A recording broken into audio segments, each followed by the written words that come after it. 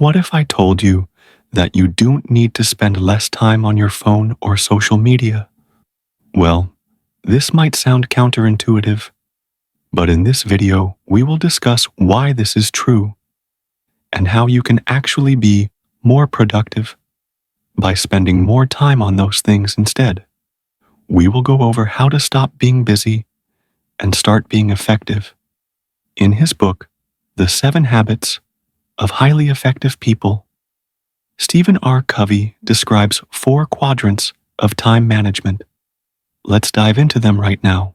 If you haven't already, make sure you subscribe for weekly videos on personal development, productivity, and success.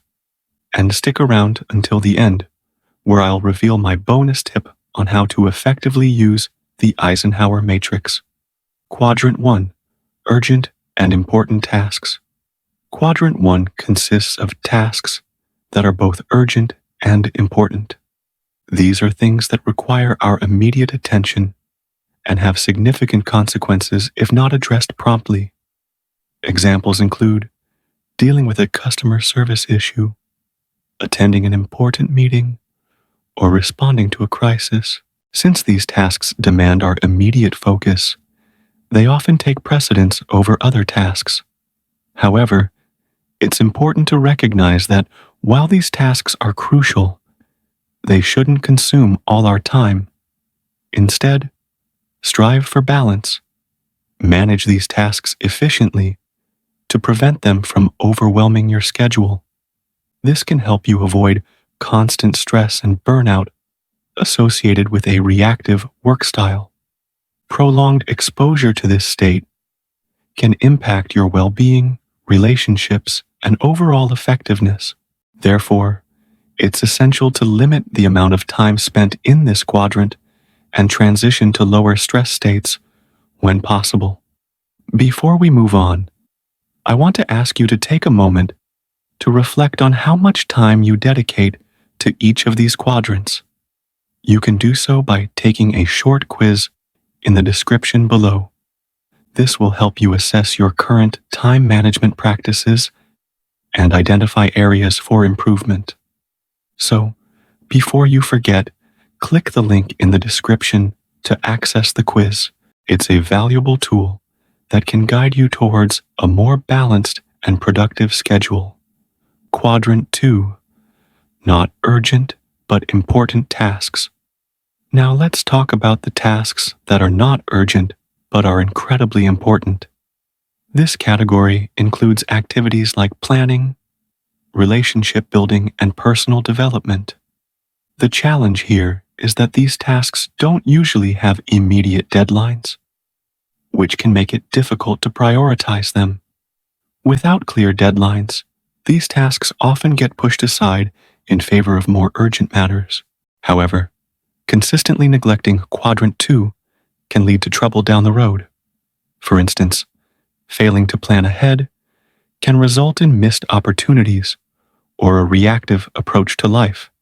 Similarly, neglecting relationship building can strain connections and hinder collaboration. Moreover, skipping personal development can lead to stagnation and a lack of fulfillment. To strike a balance and ensure that these important yet non-urgent tasks receive the attention they deserve, set aside dedicated time in your schedule to focus on Quadrant 2 activities. By doing so, you can prevent them from constantly falling behind and maintain a well-rounded approach to your responsibilities. Quadrant 3. Urgent, but not important tasks. In contrast to Quadrant 1, Quadrant 3 consists of tasks that are urgent, but not important. These are often interruptions that demand immediate attention, but don't contribute significantly to your overall goals. Examples include responding to emails that are not time-sensitive, attending meetings that could be postponed, or dealing with issues that could have been prevented with proper planning. While it's essential to address these tasks promptly, they shouldn't consume a considerable amount of your time. To manage Quadrant 3 effectively, Learn to delegate tasks whenever possible. By assigning these tasks to others, you free up your time to focus on more important matters. Additionally, establish boundaries to minimize distractions. Set specific times to check emails and avoid unnecessary meetings. By implementing these strategies, you can reduce the time spent on Quadrant 3 tasks and allocate your resources more efficiently toward higher priority items. Remember, the goal is not to eliminate Quadrant 3 tasks, but to keep their impact on your schedule minimal. Quadrant 4, not urgent and not important tasks. Finally, we have Quadrant 4, which comprises tasks that are neither urgent nor important. These are activities that can often be eliminated entirely without any negative consequences. A significant portion of our day is frequently consumed by Quadrant 4 tasks. These might include aimlessly browsing social media, watching excessive television, or engaging in other non-essential activities. While these tasks may provide temporary enjoyment or distraction, they detract from your ability to focus on more important matters. To regain control of your time, it's crucial to identify and cut back on Quadrant 4 activities. Evaluate your daily activities and ask yourself whether each task is truly necessary. Eliminate any that don't serve a clear purpose or contribute to your broader goals. By minimizing distractions and focusing on what truly matters, you can make better use of your time and achieve your objectives more efficiently, becoming more effective with the Eisenhower Matrix. After understanding the 4 quadrants, you may wonder how to apply this knowledge to become more effective.